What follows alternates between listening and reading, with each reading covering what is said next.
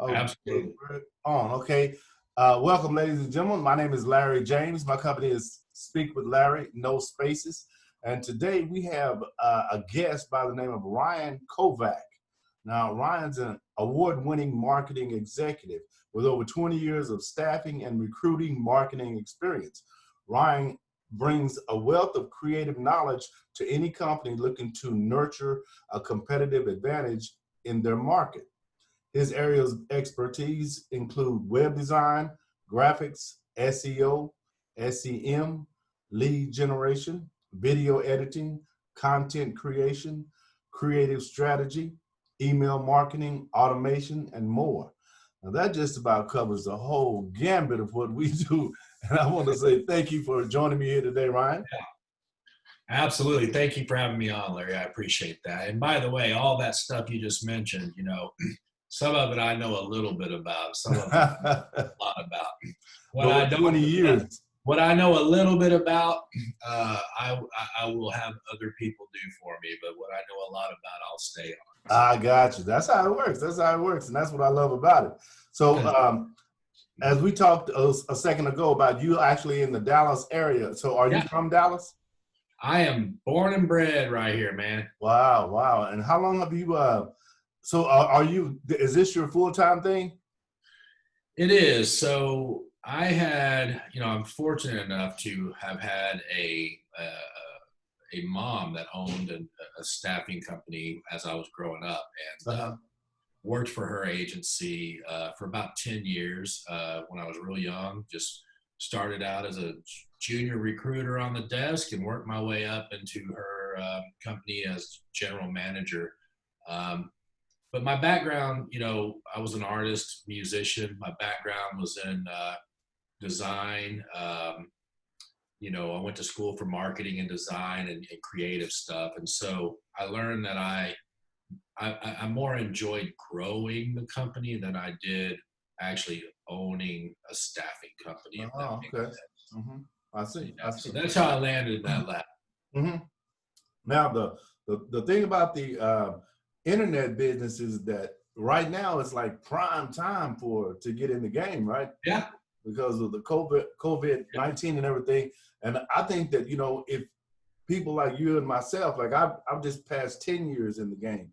So Nice. I could see that coming, because technology itself will be replacing a lot of things, in the near future.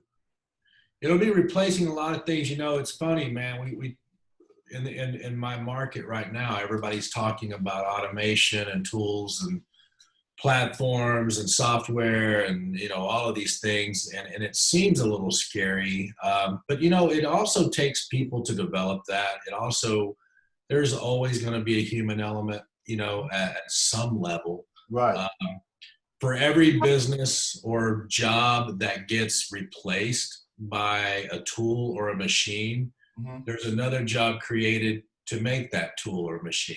And Ah, so, as humans, I remember being in my 20s. I'm in my late 40s now. I remember being in my 20s and hearing that robots were going to replace everybody and everything, right? hmm, hmm. Interestingly enough, before COVID, we were at 3% unemployment, like very, very low unemployment Right, with, with all the robots and machines, right? right. We, as humans, we adapt, man. We always Absolutely. figure out where the next thing is. Absolutely. We have to. We have to. It takes We that have to to. survive. But going forward, I do see a difference in the doing business as how that will look. That is a fact. Yeah, that's going to be different, and that's kind of in my mindset a good thing because I'm a firm believer that we need our own business of some sort. Like individually, you need to have your own because I believe we create. Like when you started your business was created by you and your thoughts and how you That's want to correct. set things up. And we all have that capability to create our own system that generate income. That's But right. because we've been kind of tricked into working for someone else for a fee, we kind of limit ourselves as far as our potential, right? I agree with you 100%. I always find it interesting that, and no disrespect to anybody that's ever worked for me or that I've worked alongside with, but I always find it interesting that, I've had people work for me, throughout the years that I feel are way smarter than me. Absolutely, absolutely. Way You do. run circles around me, Mm-hmm. and yet, they have to show up to my office for 40 hours a week and get my paycheck. That's right. That's It's right. an interesting thing, right? Entrepreneurship, I don't think is for everybody. I think you have to have some sort of. I think it is a skill. And there's a lot of risk involved, and all that. But I'm always fascinated. I'm like, this guy's way smarter than me, man. Right. I'm glad he works for me, but he's way smarter. Do you think it's that they don't understand their value, or do you think they just don't understand the process? Because they do the business day in and day out. They do. I don't know, man. I don't know if they just don't. I think they value themselves. They'll do a hard negotiation for their salary and benefits and stuff. So on that platform, they understand their worth. Uh-huh. I think there's a couple of mindsets. Being an entrepreneur is one of those things where you never get to turn off. There's Right. not an 8 to 5. I'm finishing proposals or wrapping up a design or whatever it may be at 8, 9, 10 o'clock at night, and they're not. Right. They're at home Right. playing with their kids. They're watching Netflix, or they're at the pool, right? So the trade-off is maybe is maybe that they're like, I don't want all that. Well, I'm in agreement with that, but I'm also in agreement that I also believe that one thing I love about the internet business is you can go at your own pace. You don't have to overload yourself. So if you're going to learn like email marketing this month or next month, you can say, let's say you're going to take a 90-day period and you're going to learn that process. Yeah, that's another skill that you've added to your wheelhouse that can increase your value, and it's not that difficult to learn, right? no, it's not. And I'm taking courses as we speak. I started some courses 2 weeks ago through HubSpot. They've added a few more certification courses through their CRM platform. Okay. That I'm taking classes too every day. That's my point. That's another thing that I think it has to do, because I also believe this. It's imperative that we work on our personal development, and a lot of times in order to become an entrepreneur, you have to identify where you're weak and where you're strong individually, right? You have to know yourself. You have to constantly, consciously put together a process to increase who you are. I like to say that you increase your value to the marketplace of life so that the universe can reward you for that. That's exactly right. It's funny because, especially with what we do, in the internet business, man, if you stop learning the stuff you're using today, it'll be obsolete in a month. Absolutely. It's moving that fast. So, Right. I feel like there's always core principles that don't change, but just today, I was looking for a solution that I needed to solve a problem for a client. And, I was stumped, and I, started Googling some stuff and researching a bunch of tools and some software and everything else, and stumbled upon something that is super robust and looks like it's been around for a little while. It's got a lot of users. And I'm like, where's this been, man? I haven't even seen this. You know what I mean? Like, No. And so now I'm trying to figure it out. Yeah. Because it's a great tool, but you blink and it'll pass you up. Absolutely. But another thing too, I don't think the reason I think entrepreneurship is for everyone on some level is that I also believe it needs to be in line with your passion. You know what I'm saying? It needs to be in line with something that you gravitate toward. And one of the ways that I introduce to some of my clients how to find out what their passion is, because a lot of people don't really know what their passion is. And I'm thinking, like, it's you. You don't know what you like? Like you like music, for instance. I know you enjoy that because that's what a musician does. So they're interested. You guys are interested in music, period. So period. So We love it. anytime you're around that area, you're comfortable. You're at home, right? So if you're doing something in line with that, Yeah. that's not work. That's It's not not work. work. It's funny because, I'm a musician. My band before COVID, we actively played out in clubs and There you go. Yeah. we record and all that. Am I looking at it because I think I'm going to be a rock star? No, I look at it because I love it. And yeah, we make a little bit of money here and there, but more than anything, we have fun. And I think it's, I think people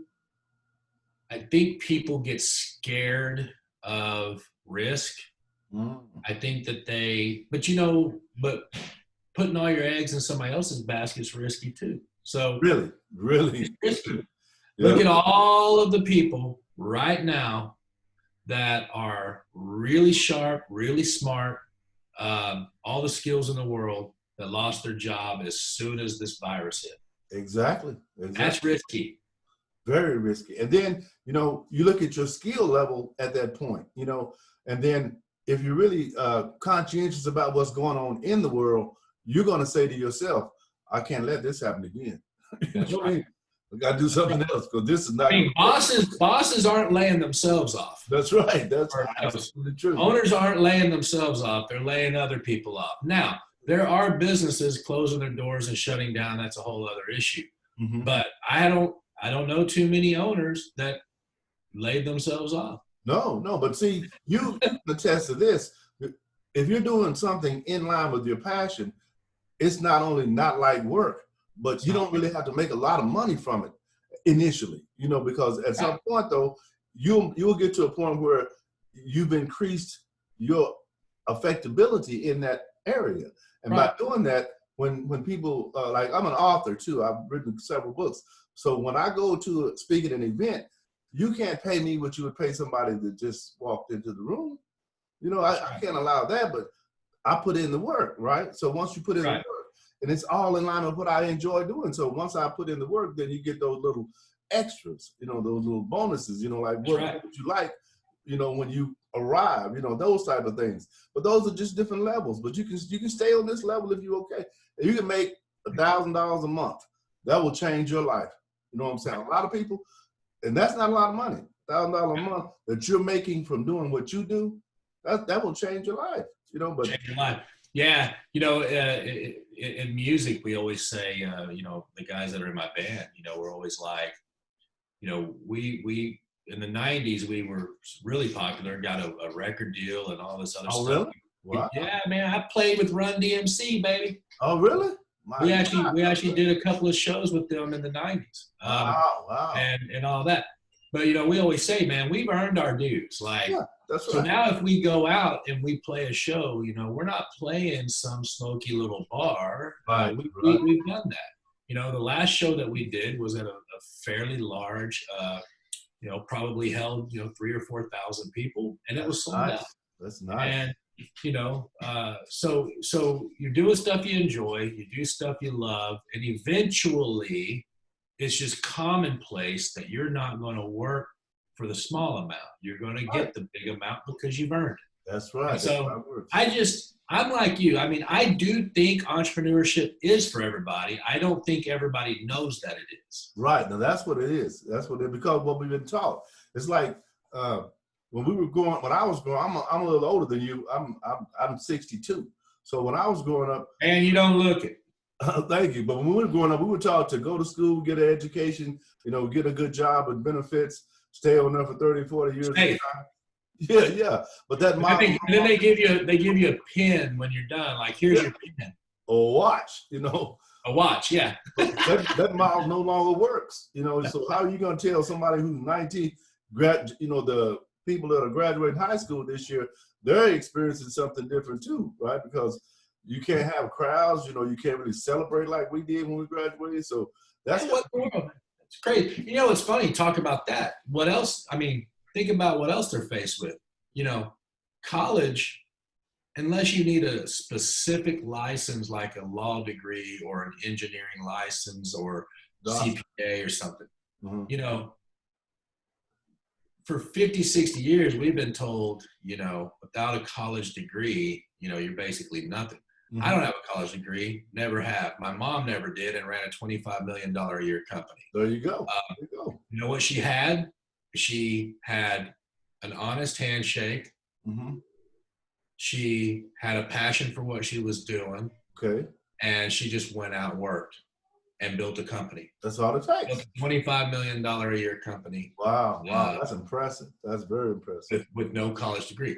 I've never gone to college. Well, I've got a few courses, but I've never gone to college for the degree thing. And what I see is, you know, these kids are coming out with debt to their eyeballs. Incredible debt.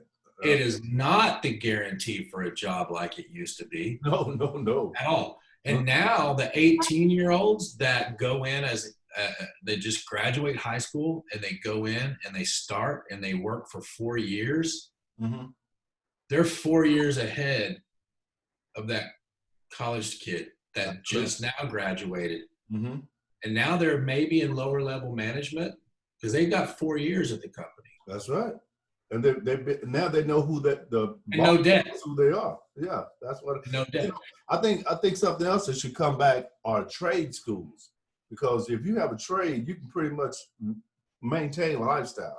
And not only that, have you seen what welders and machinists? And but I can imagine. You see what they make today? I mean, you know, blue collar work is some of the most lucrative work now, man. Good welders, good machinists, CNC lathes, you know, CNC programming lathes, and you know those kind of guys. I mean, they can make $100,000 a year. Yeah, absolutely. And see, once you learn that, then you know it, because you're going to be working in that field continuously. So that's right. You're going to learn things that you didn't know from the book, but you know, there's nothing like hands-on experience. You know. What do you think? Speaking of trades, you know, decades ago, we sent all of our manufacturing and all of that overseas, you know, especially China and everything else, just started manufacturing almost everything, and we stopped, right? Right. With the virus and everything else, probably messing up relationships with China and everything, you know, what are your thoughts on that? Like, I see a chasm coming that's going to probably put a wedge between the two countries. Mm-hmm. I think we're going to start utilizing South America, Venezuela, you know, Mexico, Brazil, to do a lot more of our manufacturing closer to home, right. Cheaper to get the product here, and everything else. You know, what do you think that does to manufacturing here? Do you think it'll come to the U.S.? You think it'll be in South America? You know, does it spur our economy because we start hiring people to get back into manufacturing, or you know, what do you think? Well, I'm a firm believer in having things made in America. You know, so if we just kind of cut that off and just deal with it for a while, it'll be a little uncomfortable initially, but it'll get back to where it needs to be, and then we can access other countries on when we want to, you know, like on support. Like that. Yeah, but I love that. Plus, you're going to be supplying jobs here, you know, and yeah, you're going to have to, you know, do something with the wages, because you know it's kind of hard to sustain on $8 to $10 an hour, you know. And you work. I think the price will go up for the product, which hurts our pocketbook a little bit. But I think what we had prior was a standard of manufacturing. If you remember as a kid, when you bought a vacuum cleaner, you had that vacuum cleaner your whole life, man. Right. It just was your vacuum cleaner. It worked. Right. Now you get a vacuum cleaner, a year later, it's broke, it's done, it's old, it's gone. You got to keep getting a new one and a new one. So I'd rather pay twice as much for one than I would buy 5 of them. But look at the cell phone. Did you ever think you pay $1,100 for a telephone that you can carry around in your pocket? True. And then it's designed to last for 2 years, and then they upgrade to another one. And when you were a kid, you had the same phone for your whole life. I know. Yeah, and that's why you push buttons and you talked on it, right? Now it does all. And so that's what I'm trying to say. Like, you know, I'm so fascinated by what could potentially come out of this virus thing, because I feel like, you know, the world is getting smaller because of it. Travel's going to be, restricted, and we're going to have to bring that stuff home. That's going to make all kinds of offers for careers and entrepreneurs that want to get into, starting a manufacturing company. There's opportunities in chaos. Opportunities in chaos. If you're able to identify them and rather than focus on the chaos, there is opportunity, because there are people who need things right now. You may be able to supply those things that they need, but you have to be looking with an open mind, right, opposed to, in a fearful mind. Because if you go in with a fearful mind, that's one of the things I truly believe about the COVID-19 is that the powers that be have another agenda, and that agenda is to scare you into doing something. I agree. They always want you to be in fear. When you're in fear, then you are subservient. You're paralyzed. If you are not fearful, you are powerful. Right. That's right. And I'm like you. I kind of see through the garbage a little bit. To me, I have a wife who's a healthcare worker. I love them, and God bless them. They're on the front lines and all of that. This is, to me, just extraordinarily overblown. I know it's been tragic for some areas. And this is another thing I try to tell people. You can't get mad at me for not thinking the virus is all that bad, because I live in Texas where it hasn't been that bad. Right. That's my reality, right? Now, if I'm from New York, living in New York City, I'm sure it's just horrible. I get it, But my reality is, it's just not been that bad. Right. And I feel the same way. But I also feel this, that if things had gone the way the media depicted them, then they would be bad. Like I remember when they said they anticipated 2 million people dying from it. And I think to date there's only like a little over 100,000. So and that's a lot, and that's terrible. But it's not. It's not what they said. But the flu kills a lot of people just about the same amount, every year. So when you look at that, like I read an article and I listened to a doctor say that the COVID-19 virus is one of the weaker strains of virus. So when I hear these, different stories from these different people who really are not really trying to gain from the process rather than just share information, right?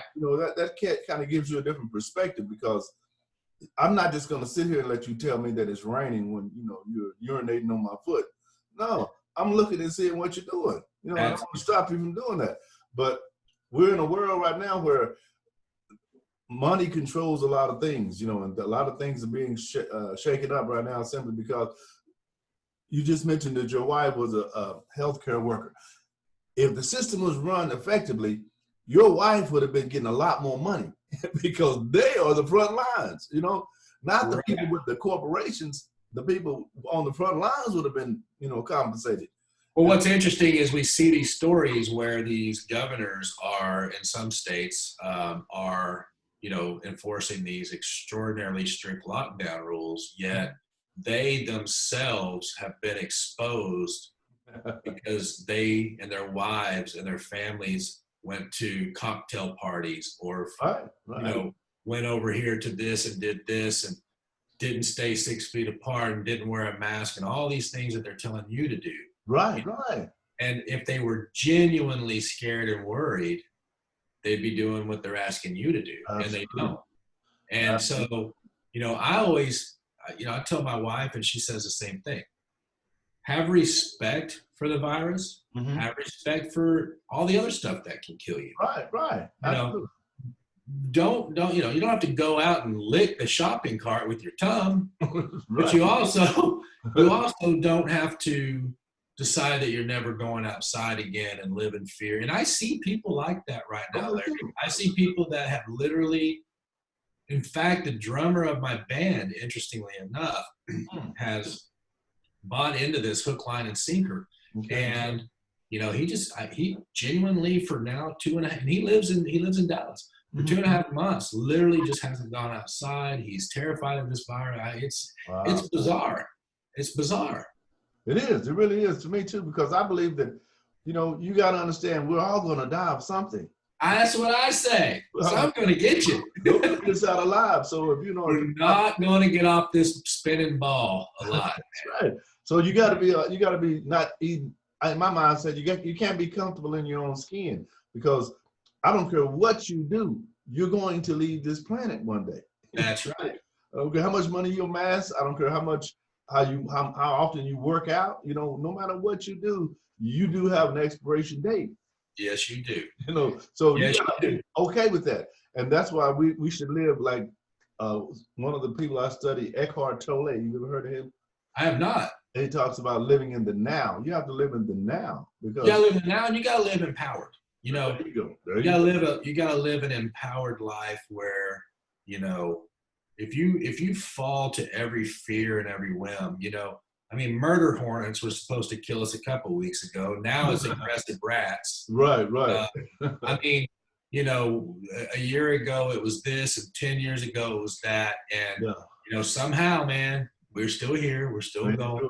That's right. SARS and MERS and bird flu and West Nile and all these things going to kill us, right? Uh-huh.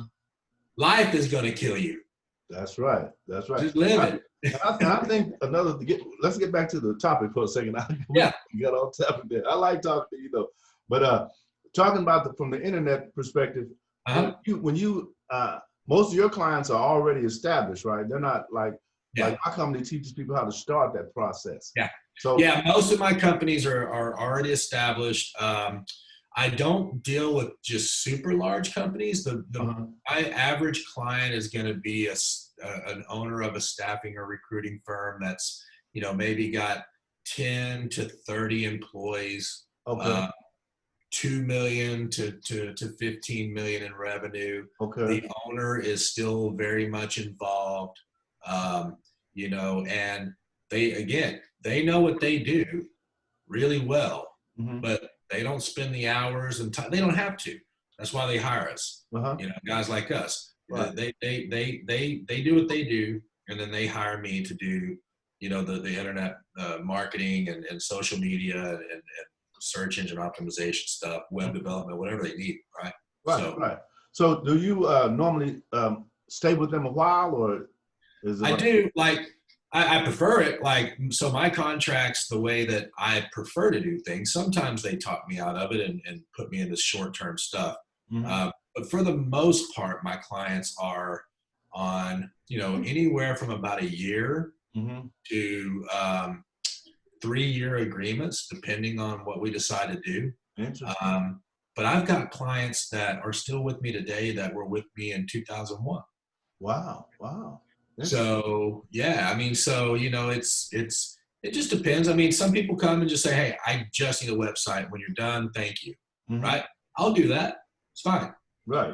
But others treat me as a true insider in their business for their marketing and all of their marketing, all of their web, all of their, digital inbound content, all that stuff. So, it just depends. But for the most part, it's usually long-term. Good.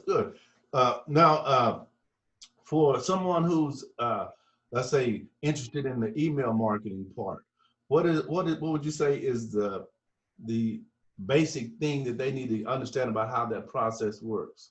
Yeah. So there's a real fundamental shift in email marketing and blogging and all kinds of content marketing. And I think everybody should really listen to this, because it's you got several things going on. One is you got millennials who are now 35, 36 years old. Okay. They've grown up their whole life with the internet. They've grown up with spam. They've grown up with, apps and, everybody trying to sell them stuff all the time, digital, right? So they're savvy. So the way millennials buy is they buy from companies that give away knowledge for free and strong knowledge. So when you are doing an email, if it's very salesy, if it's trying to get them to buy, see, 10 years ago, everything was like, man, put a buy now button on it. Put a buy now button. These buy now buttons convert. They convert, and they did. Now what we're seeing, there's a ton of data to back this up. What we're seeing now is don't try to get them to buy anything. Give them knowledge. Okay. Educate them. So if you learned a new skill, if you've got a new product, if you've got a new service, you just want to educate them on that. Don't ask for anything in return. Give it away. Because what happens is when they're ready to make a purchasing decision, they're going to go to the one that educated them. Okay. They're going to go to the person that didn't hard sell them. They're very sales averse. Another thing, you know, millennials, they don't even answer the phone for their friends. Like, if the phone rings, man, they look at it and like, they wait for it to stop, and then they text that person, hey, what's up? Okay.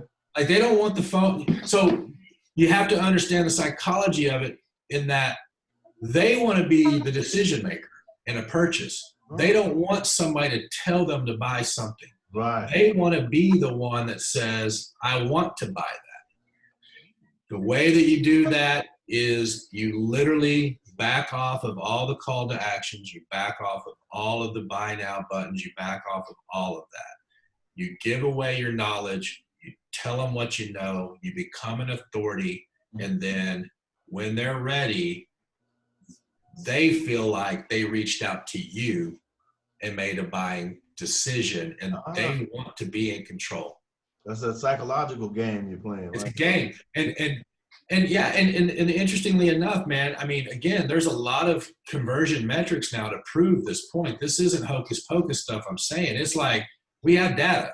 We can show campaigns that had, you know, this is $50, click here to buy it, you know, or, you know, we're the best at this, and, you know, click here to hire us, or click here to schedule, all this stuff, right? Right. Versus an email that is, you know, basically, here's 3 things you can do to better your business, or to be more effective with this, or whatever. Right. And leave it alone. Those campaigns actually are converting to higher revenue sales than the others. Wow, wow. Let me ask you this quick question about email before we go on. How regular would you, someone setting up an autoresponder, legacy series, how regular should you do those? Like every 2 days, every 3 days? It depends. Like, I get an email every single morning from Don Miller at StoryBrand. Okay. You know, every morning. And it's always a little 2-minute video of him, again, just telling you what he knows, giving away secrets and stuff. And that's not off-putting or nothing? Yeah, yeah. And in return, you know, like, whenever I know I, you know, need a new angle on, you know, branding my clients or whatever, I'll go buy one of his programs, you know. Wow, okay. I like his stuff. It's always thoughtful. It's well planned out. It's got a good framework. So, you know, it depends. I think you could send somebody 5 emails a day if the information is great and they like it. Right. The problem is companies get into too much frequency and the information is lacking. So again, send as much as you want. Just make sure every time they open it up, you're giving them something they can really chew on. Right. I can see that's it. That makes a lot of sense. And actually, the email is what becomes your bank long term, because you're actually building a relationship with those people. And I love email marketing, by the way. You know, so many people get so caught up in Facebook ads and LinkedIn ads and all this, which are very effective. I'm not saying they're not. But it's a big, big mistake to move away from email marketing. Email marketing still drives a ton of revenue. Right. I believe that, no doubt. Because a lot of people, like one of the people I study is named Miles Beckler. Are you familiar with him? Oh, yeah. Miles Beckler advocates for the email marketing system. Yes. And email marketing drives a lot of revenue, obviously for e-commerce and stuff, but even for service businesses. You know, I will send one about once a week to my database to you know, and I'm always, again, it's just some tip. It's just a tip that they can use. Right. I'm not asking for anything in return. I'm not saying click here, buy now, none of that junk. Right. good, strong informational email. Man, that thing starts, people start calling, people start coming. Yeah, And yeah, that's one of it's the just, things I like about these businesses. You don't become successful overnight. no. It takes time, and it's going to test you. You know, you're going to have. Takes time, and content is king. And I think the more like what you're doing, putting out these videos and doing these podcasts and everything else, putting it on LinkedIn, putting it on YouTube, putting it on, Right. over time, the day you started, you had one video. That's right. But if you go 3, 4, 5 years deep, now you got hundreds of videos out there, Absolutely. and you're a content king. That's what I did. I've got over 900 videos on YouTube. See? Now, if I go and I'm just like, man, who's this, Speak with Larry guy or whatever, and I Google you, man, I'm going to see all this stuff, and I'm going to be like, that's right. You guys active. That's right, and that's what I like to keep active, because that's what gets you there, is the consistency. It's not like you do things this week and let a month go by and start over. No, you got to be consistent. No, Gary Vee put out that video, I think, in 2015 that's been circling around here. It just said, 1 is greater than 0, man. He said, people see how popular I am today. He said they didn't see all of the podcasts and the interviews and stuff I did on the internet where there was 2 listeners. He's like, the 2's better than 0, 2's bigger than 1, 1's bigger than 0. He was like, you just got to keep pumping that content, and be active. And when you do, man, it builds momentum. It's a snowball. And see, the thing about that is it's not so difficult when it's in line with something you enjoy already. Right. That's what the great thing. That's why if you're doing what we would consider you love doing, yes, don't worry about the money. Don't worry about the money. The money's gonna come. It's gonna come. And you're gonna be healthier because your body's gonna carry less stress. There you go. You can work a lot of hours and not be stressed. You can work a few hours and be stressed out of your mind. Especially if you're working with someone you don't like to work with, Doing something you don't like doing. Absolutely. You remember when you were younger, I'm sure you probably had jobs you hated. I had jobs I hated when I was young, man. And I remember just in my car driving up going, golly, man, before I even got started, I was already. Right. You don't want that, especially as you get older. That's why I say at my age, I'm very big on peace. I like peace in my life. Peace. You know what I'm saying? My wife makes fun of me because she's 13 years younger than me. And so she's, I'm always like, peace is number 1 now. That's right. It's important. It's important because without that, you have to get back to peace. You know what I'm saying? Wherever you go. I want to try to stay as close as I can to peace as possible because, when you're peaceful, you don't make dumb decisions. That's right. That's right. That's like one of the guys I studied before. He said the quickest way to success. And I asked him what was the quickest way to success. And he says, the quickest way to success is to commit to finish what you start. Because if you commit to finish what you start, you'll be more selective in what you decide to take on. That's right. And that makes so much sense. That generates peace because you take on too much stuff and then you mess up your peace. That's right. That's right. Because you become somebody you're not. Because whatever you're doing, you're becoming somebody else. You're recreating who you are based on the knowledge you gain and the way you implement it, the action you take. Absolutely correct. So that's what it is. All right. Well, listen, we're just about coming up on the bewitching hour there, Ryan. I really had a good time talking with you today. And I'm glad you're in the Dallas area. Yeah, I was going to say, we're neighbors, man. We're going to have to get together sometime. Absolutely. And definitely do some, because I'm going to need a little help in my email system. Okay, sure. I'll be getting back with you on that. But I really want to thank you for stopping by. And if you don't mind, would you leave your contact information for my audience? Absolutely, Larry. So my number to be reached at is 817 781 4305. And I'm at freezysites.com, freezysites.com. Okay. And I love your show, man. I watched a few of them before I jumped on here. I'll keep watching them, keep doing your thing, and hopefully we can one day meet in person. Absolutely, absolutely. I certainly appreciate you stopping by. Well, I like to end the show by always saying my name is Larry James. My company is Speak with Larry. And as always, share with someone else what I've shared with you. Yes, Thanks a sir. lot, Ryan. Yes, sir, brother. Talk to you soon.